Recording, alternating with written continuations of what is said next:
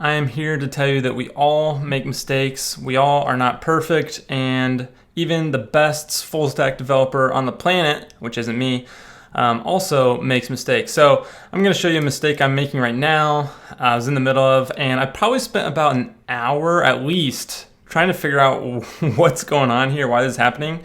So first, just to show, so this is snippet injection, and kind of the cool thing is there'll be a list of pages. Right now I just have one and the defaults, and you can just click through those and add snippet injections specifically to that page. So say I want to add that, update just for the preview, and then this was like the default that was already there. And so the state's working, right? You can jump back and forth between, and then if you go back, this is where things are kind of breaking a little bit, because this background should have been like some color of some sort, because all this is actually doing is editing the CSS and the snippet injection as well, these little editors here. But once I edit it here, it then messes up the state, because now the state's gone. It just like erased it.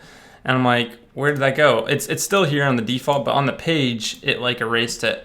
You know, I realized state, I mean, with React, and Next, like apps, state is kind of the one, like the trickiest part. It's like the thing that you can get wrong, and it kind of makes sense because that's where kind of all the logic typically lies, is around like updating the state and retrieving the state and stuff like that. And I was searching, like the only places I'm changing that snippet, I call it global snippet, is here when you're actually changing, this is when you're changing in the little editor on the side here, changing like the styles and stuff like that. It's changing the CSS, it changes it here, and then here it changes it as well.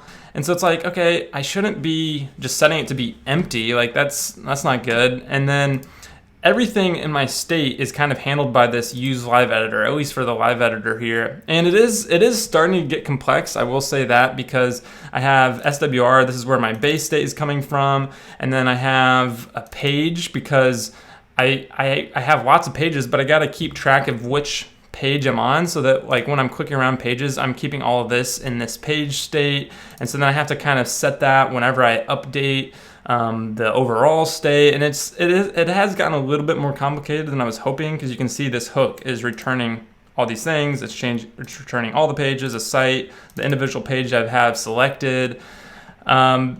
So yeah, things just get more complicated, and I guess that's the moral of the story, is that it always gets more complicated, and people like me make mistakes. So hopefully I figured this out, but having fun in the meantime, kind of hooking up everything here in the dashboard.